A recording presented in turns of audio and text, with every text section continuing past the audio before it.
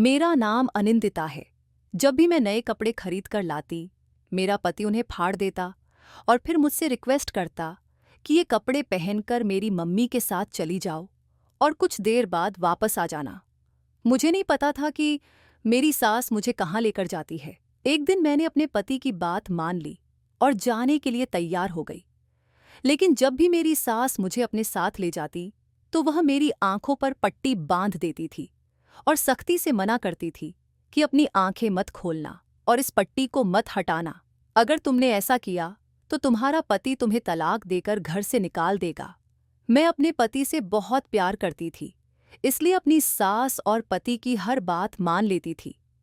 अब हर दिन मेरी सास और मेरे पति मेरी आंखों पर पट्टी बांधकर मुझे किसी अनजान जगह पर ले जाते थे, जहां बहुत शोर होता था। एक दिन मैंने अपने पति से छुपकर अपनी आंखों पर बंधी पट्टी में छोटे छोटे सुराख कर लिए और फिर जब उस पट्टी को बांधकर मैं अपनी सास के साथ चली गई, तो जैसे ही उस जगह पर पहुंची, मेरे पैरों तले से जमीन खिसक गई, क्योंकि मेरी शादी अमित के साथ 2 महीने पहले ही हुई थी।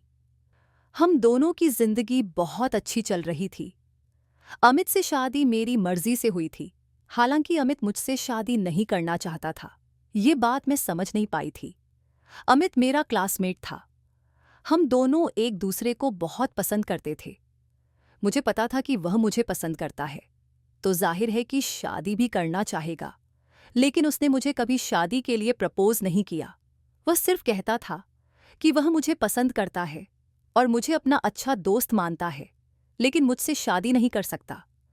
मैं यह समझ नहीं पाती थी कि वह ऐसा क्यों कहता है। मैं दिल ही दिल में उससे बहुत प्यार करने लगी थी।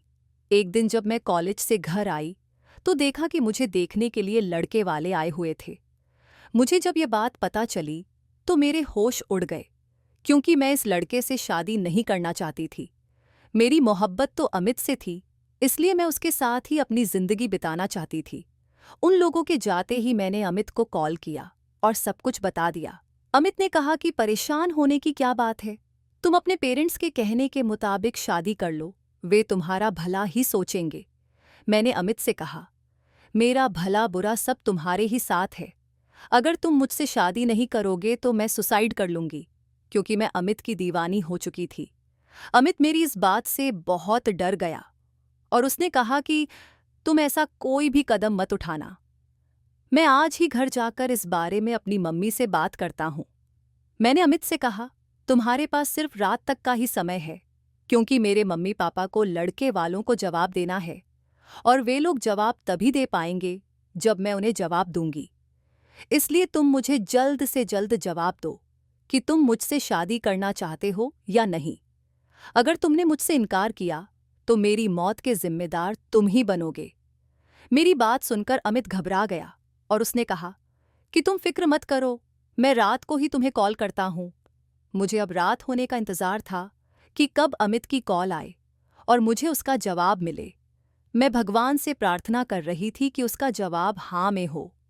रात के 12 बज गए, लेकिन अभी तक उसकी कॉल नहीं आई थी, जबकि अमित कहता था कि वह 11 बजे तक सो जाता है। मुझे बहुत घबराहट हो रही थी। हार मानकर मैंने 1 बजे खुद ही उसे कॉल किया, क्योंकि मैं उससे बात करने के लिए बेचैन हो रही थी। मेरी पहली कॉल पर ही उसने कॉल रिसीव कर ली। मैंने पूछा, तुम कहाँ हो? तुमने मुझे कॉल क्यों नहीं किया? मैं कब से तुम्हारी कॉल का इंतजार कर रही हूँ। कॉल पर अमित की आवाज बहुत घबराई हुई थी। उसने कहा, मुझे माफ कर दो अनिंदिता, मेरी मम्मी हम दोनों की शादी के लिए नहीं मान रही। मैंने पूछा, लेकिन तुम्हारी मम्मी शादी के लिए क्यों नहीं मान रही? मुझ में क्या प्रॉब्लम है? मैं तो अच्छी खासी खूबसूरत हूं। अमित कहने लगा, बस ऐसे ही नहीं मान रही। मेरे दिमाग पर मोहब्बत का जुनून सवार था। मैंने गुस्से में आकर अमित की कॉल कट कर दी और उससे कहा कि अब देखो मैं क्या करती हूं। मैंने अमित के खातिर अपने हाथ की नस काट ली। अगले दिन जब मुझे होश आया तो मैं अस्पताल में थी। मुझे पता नहीं चला कि अमित को कब और कैसे मेरे बारे में पता चला। जब मेरी आंख खुली और होश आया तो मैंने अपने सामने अमित और उसकी मम्मी को देखा। मेरे घरवालों ने मुझे बहुत डांटा कि अगर मैंने उन्हें सब कुछ बताया होता तो शायद मुझे यह सब नहीं करना पड़ता। फिर अमित की मम्मी मेरे घर रिश्ता लेकर आ गई और मैं अपने प्लान में कामयाब हो गई। खुशी खुशी दोनों परिवारों ने मिलकर मेरी शादी अमित से कर दी। शादी को 1 महीना ही हुआ था कि मौसम ने करवट ले ली। अचानक इतनी गर्मी पड़ने लगी कि सबने अपने गर्मियों वाले कपड़े निकाल लिए। मेरे ससुराल में मेरी सास और 2 ननद थीं। मेरे माता पिता गरीब थे। उन्होंने मेरी शादी सादे तरीके से की थी और मुझे साधारण सामान दिया था। अमित भी एक साधारण परिवार से था। हमारी शादी से पहले अमित की मां ने क्यों मना किया था, यह मुझे कभी पता नहीं चला और न ही मैंने दोबारा इस बारे में पूछने की कोशिश की। मेरे पति का घर छोटा था और वह अकेले ही कमाने वाला था। उसके ऊपर अपनी मां और दोनों बहनों की जिम्मेदारी थी। अब तो मेरी भी जिम्मेदारी आ गई थी। मेरी बड़ी ननद का रिश्ता भी तय हो चुका था और उसकी सगाई हो गई थी। अगले साल उसकी शादी होनी थी। शायद इसलिए उसका व्यवहार मेरे साथ थोड़ा अलग था। वह मेरे साथ बहुत अच्छे से रहती थी और मेरी बहुत इज्जत करती थी। मेरी उससे बहुत अच्छी दोस्ती हो गई थी, मगर मैं अमित की जगह उसे नहीं दे सकती थी। मेरे पति ने मुझे शॉपिंग करने के लिए थोड़े से पैसे दिए थे और कहा था कि तुम मेरी बहन के साथ चली जाना। लेकिन मैंने अमित से जिद की कि तुम ही मुझे मार्केट लेकर चलो, मुझे तुम्हारे साथ ही शॉपिंग करनी है। वह मेरी बात पर हंसने लगे और कहने लगे कि तुम बात को समझो, मुझे लड़कियों के कपड़ों के बारे में कुछ नहीं पता। तुम अगर मुझसे वहां एडवाइस मांग लोगी तो मैं क्या करूंगा। उन्होंने कहा, तुम आकांक्षा को अपने साथ ले जाओ, उसकी चॉइस बहुत अच्छी है। वैसे भी उसके साथ तुम्हारी अच्छी दोस्ती हो गई है। बात तो सही थी, इसलिए मैं उनकी बात मान गई। मैंने उनसे यह नहीं कहा कि मुझे बाहर डिनर भी कराना है। अमित मान तो गए थे, लेकिन उनके चेहरे पर कुछ परेशानी नजर आ रही थी। मैंने उनकी परेशानी की वजह नहीं पूछी, क्योंकि मुझे मार्केट जाना था। मैंने अपनी ननद आकांक्षा को साथ लिया और मार्केट चली गई। मेरे पति ने मुझे 2 सूट खरीदने के पैसे दिए थे और मैंने 2 सूट ले लिए। मैंने अपनी ननद को खुश करने के लिए उसे चूड़ियां दिलवा दी थीं। वह भी चूड़ियां लेकर बहुत खुश हो गई थी। मेरे पास इतने पैसे नहीं बचे थे कि मैं उसे कपड़े दिला सकूं, लेकिन वह मुझसे बहुत इम्प्रेस हो गई थी और कहने लगी, भाभी आप तो दुनिया की सबसे बेस्ट भाभी हो। उसकी बात सुनकर मैं भी खुश हो गई थी। मैं चाहती थी कि मैं अपने ससुराल में जल्द ही अपनी जगह बना लूं। मेरा पति पढ़ा लिखा और बहुत ही स्मार्ट था। उसकी इसी स्मार्टनेस पर ही तो मैं फिदा हो गई थी। उसकी आदतें भी बहुत अच्छी थीं। वह मुझसे बहुत प्यार करता था। मैं चाहती थी कि वह मुझसे इतना प्यार करे कि उसे मेरे बिना रहने की आदत ही न हो। जब मैं घर आई और खुशी खुशी अपने कपड़े अपने पति को दिखाए तो उन्हें बहुत पसंद आए। उनके चेहरे पर खुशी देखकर मुझे ऐसा लगा जैसे मेरी सारी मेहनत वसूल हो गई। फिर मैंने उन कपड़ों में से एक सूट निकालकर पहन लिया और अच्छे से तैयार हो गई। मैंने अपने पति से कहा, चलो चलते हैं। मेरा पति मुझे देखकर हैरान हो गया और कहने लगा, कहाँ चलना है? मैंने कहा, आप अपना वादा भूल गए हो। हम दोनों को रात का डिनर घर से बाहर ही करना था। आपने मुझसे वादा किया था ना? मेरे पति ने कहा, अच्छा, मुझे याद आ गया। आधे घंटे में चलते हैं। मैं अभी बाहर से होकर आता हूं। मेरे पति न जाने कहाँ चले गए थे। मैं उनका काफी देर तक इंतजार करती रही। वह आधे घंटे नहीं बल्कि पूरे 2.5 घंटे बाद घर आए। रात के 9 बजे थे। उसके बाद हम दोनों मिलकर एक अच्छे से रेस्टोरेंट में खाना खाने के लिए चले गए। वहां पर हमने खाना खाने के बाद आइसक्रीम भी खाई और खूब एंजॉय किया। मेरा पति गरीब जरूर था, लेकिन मेरी हर ख्वाहिश पूरी करता था। रात को 12 बजे से पहले ही हम लोग घर आ गए। मैंने अपने नए कपड़े उतार दिए और पुराने कपड़े पहन लिए। अगले दिन जब मैं नए कपड़े बाथरूम में लेने गई तो यह देखकर मेरे पैरों तले से जमीन निकल गई कि मेरे सभी नए कपड़े जो कल मैंने खरीदे थे कटे हुए थे। हर कपड़े में जगह जगह कट के निशान लगे थे। मैंने अपने पति से कहा, अगर आपको मेरे कपड़े पसंद नहीं आए तो आप मुझे बता देते, मैं कपड़े बदल लेती। लेकिन आपने कपड़ों की यह हालत क्यों की? मुझे तो यही समझ में आया कि अमित को मेरे कपड़े पसंद नहीं आए, तभी उन्होंने कपड़ों के साथ ऐसा सलूक किया। अलमारी में मेरे बाकी के कपड़े भी कटे हुए थे। अब मेरे पास पहनने के लिए सिर्फ वही सूट था जो मैं पहने हुए थी। मेरे पति खामोश खड़े थे और कुछ नहीं कह रहे थे। मैं फौरन अपनी सास के कमरे में गई और उन्हें अपने कपड़े दिखाए। मेरी सास ने कहा, तुम्हारे कपड़ों की यह हालत मैंने की है। मैं अपनी सास की बात सुनकर चौंक गई। उन्होंने कहा, रात को यही कपड़े पहनकर तैयार हो जाना, हमें एक जगह जाना है। मैंने कहा, ये कपड़े पहनकर कहाँ जाऊंगी? ये कपड़े पहनने लायक नहीं हैं।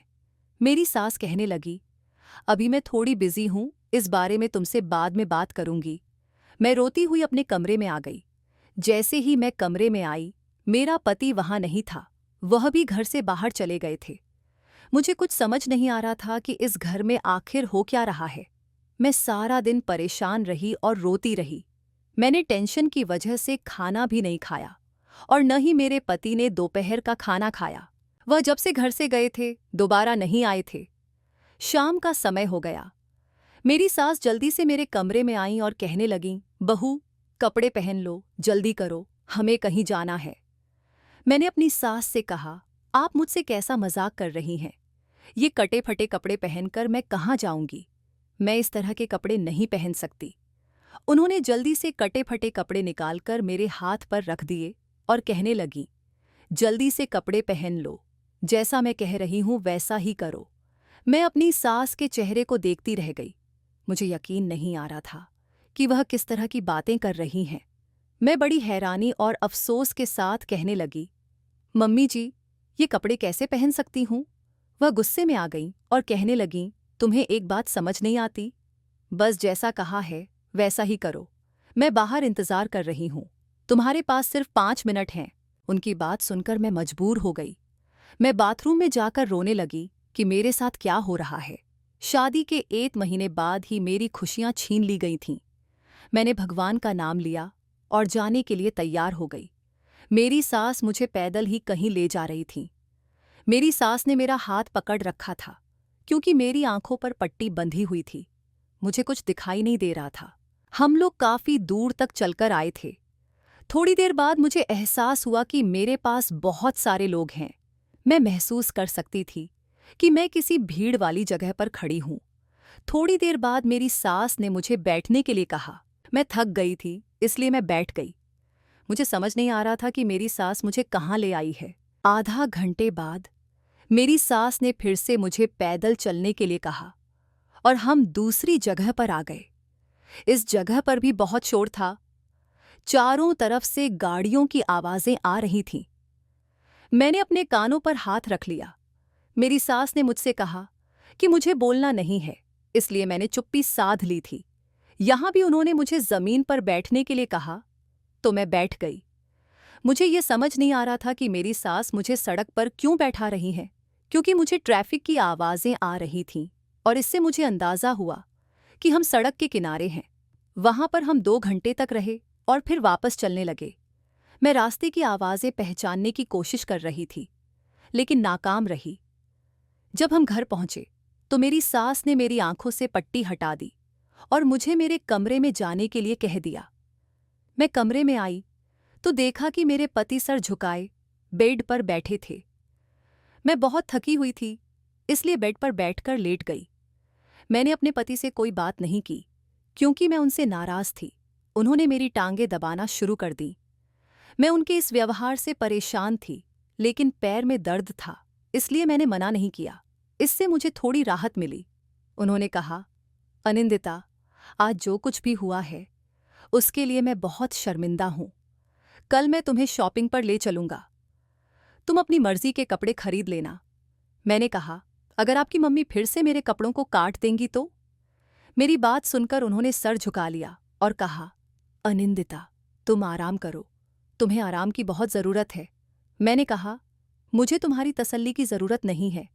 मैं उनसे कोई बात नहीं करना चाहती थी और ना ही उनका चेहरा देखना चाहती थी, इसलिए मैंने अपनी आंखें बंद कर लीं और सो गई। मैं बहुत थकी हुई थी, इसलिए जल्दी ही नींद आ गई। 1 घंटे बाद मेरी नींद खुल गई क्योंकि मैंने खाना नहीं खाया था और मुझे बहुत भूख लग रही थी। इन लोगों ने मेरी नींद और चैन छीन लिया था, लेकिन मुझे क्या पता था कि अभी यह शुरुआत है, आगे और भी मुश्किल वक्त आने वाला है। अगले दिन मेरे पति ने ऑफिस की छुट्टी ली और मुझे जबरदस्ती मार्केट ले गए। मैंने किसी तरह का कोई विरोध नहीं किया।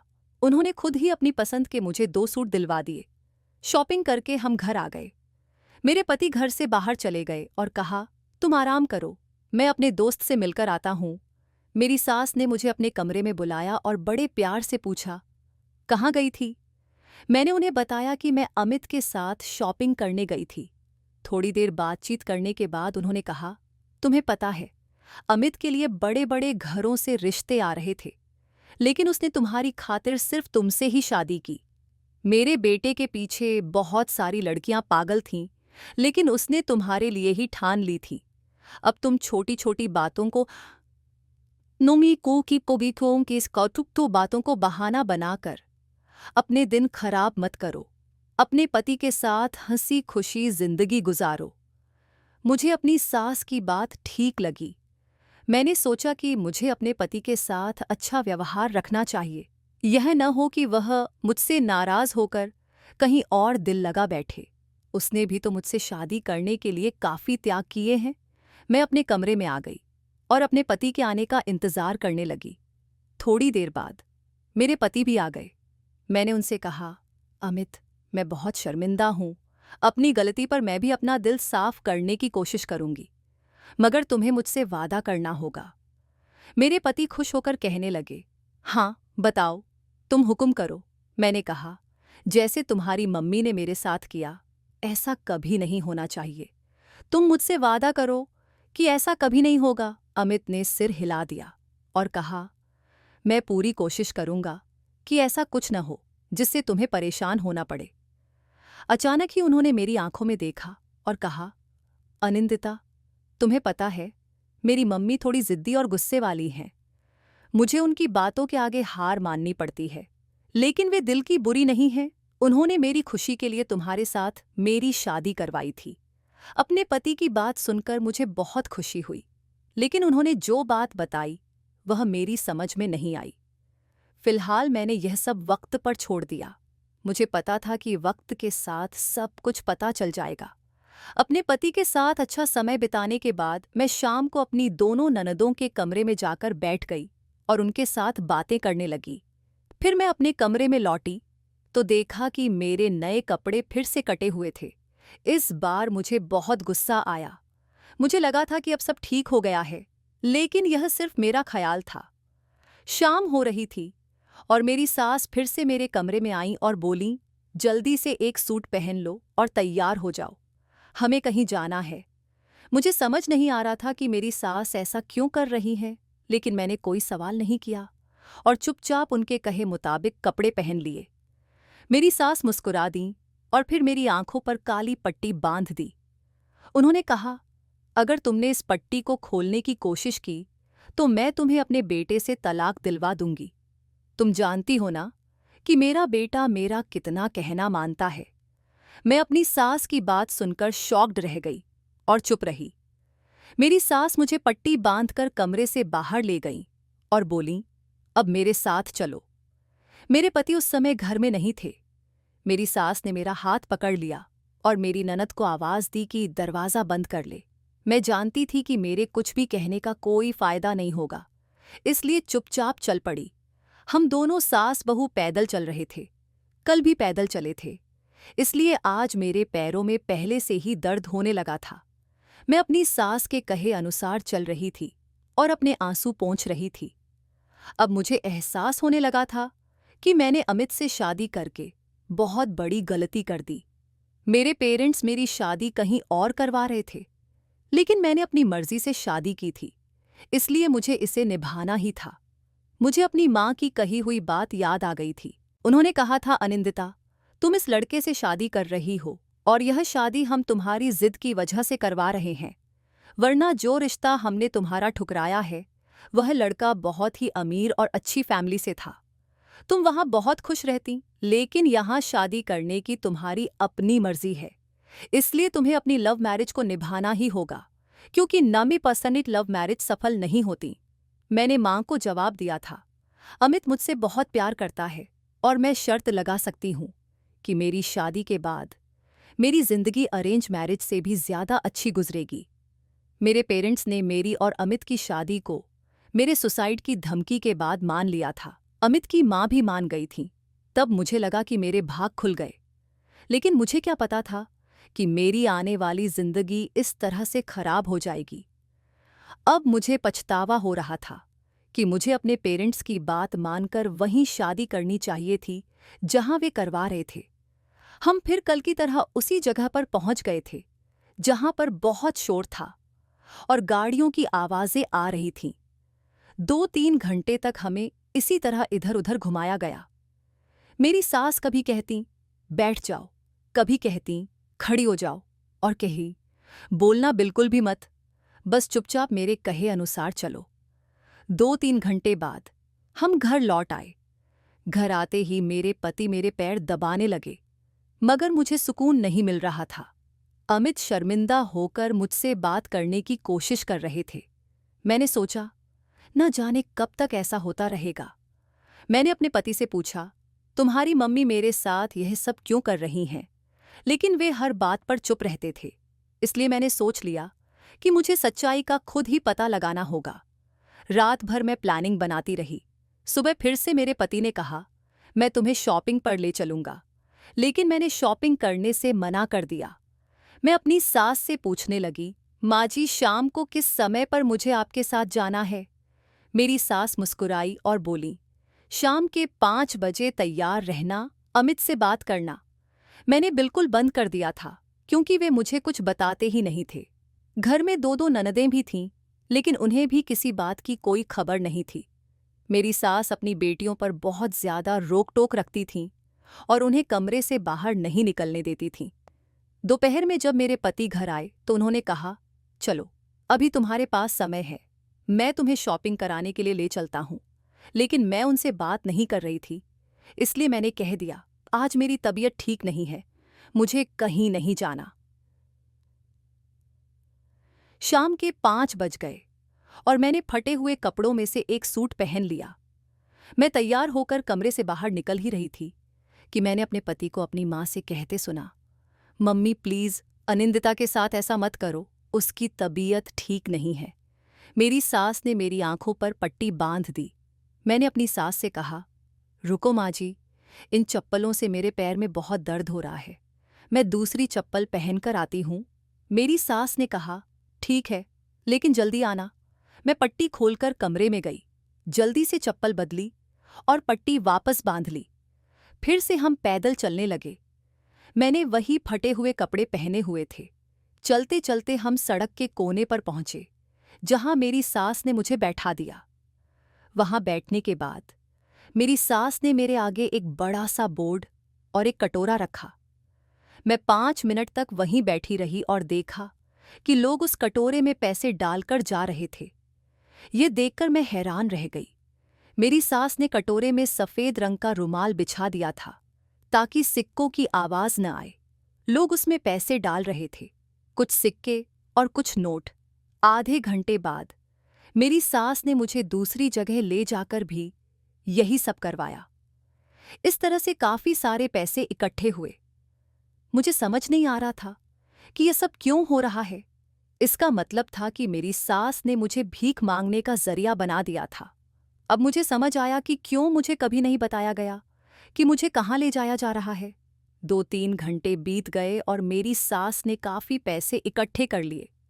फिर वह मुझे घर वापस ले आई। घर पहुंचते ही मैंने सोच लिया था कि अब और बर्दाश्त नहीं करूंगी।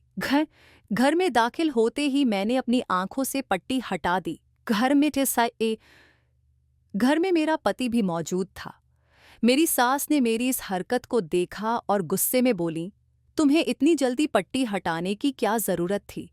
तुम्हें पता है कि तुम्हारी आंखों से पट्टी सिर्फ मैं ही हटा सकती हूँ। मैंने कहा, तो आज आपने कितने पैसे कमाए? मेरी सास मेरी बात से हैरान रह गई। हमारी बातें सुनकर मेरा पति भी आंगन में आ गया। मैंने अपने पति से कहा, तुम मुझसे इतने दिनों से राज छुपा रहे हो कि तुम्हारी माँ मुझे सड़कों पर भीख मंगवा रही हैं। आज मुझे सब पता चल गया कि मेरे साथ क्या होता है और मेरे कपड़ों को क्यों काटा और पहना जाता है। मेरी सास बोली, खामोश हो जाओ, इससे आगे कुछ मत बोलना। मैंने कहा, आज भी आप मुझे यही धमकी देंगी कि अगर मैंने आपकी बात नहीं मानी तो आप मुझे मेरे पति से तलाक दिलवा देंगी। आज मैं सारी सच्चाई जानकर ही रहूंगी, और अगर आपने मुझे कुछ नहीं बताया तो मैं खुद इस घर को छोड़कर चली जाऊंगी। मैं ऐसी जिंदगी नहीं जी सकती। मेरे माता पिता भले ही गरीब हैं, लेकिन उन्होंने कभी मुझसे ऐसा कोई काम नहीं करवाया जैसा कि आप लोग करवा रहे हैं। मेरा पति घबरा गया और बोला, प्लीज मुझे छोड़कर मत जाओ अनिंदिता, मैं तुम्हें सब कुछ बता देता हूं। मैंने कहा, हाँ, आज सब कुछ बता दो वरना अच्छा नहीं होगा, क्योंकि मैं यह सब अब और बर्दाश्त नहीं कर सकती। मेरे पति ने बताया, मेरी मम्मी ने मेरी शादी अपनी सहेली की बेटी से फिक्स कर दी थी, लेकिन मैं तुमसे प्यार करता था और उससे शादी नहीं करना चाहता था। जब मम्मी को तुम्हारे बारे में पता चला तो उन्होंने साफ इनकार कर दिया कि वह हमारी शादी नहीं होने देंगी। तुमने सुसाइड करने की धमकी दी थी और मैंने मम्मी को तुम्हारी जान का वास्ता देकर उन्हें हमारी शादी के लिए मनाया था।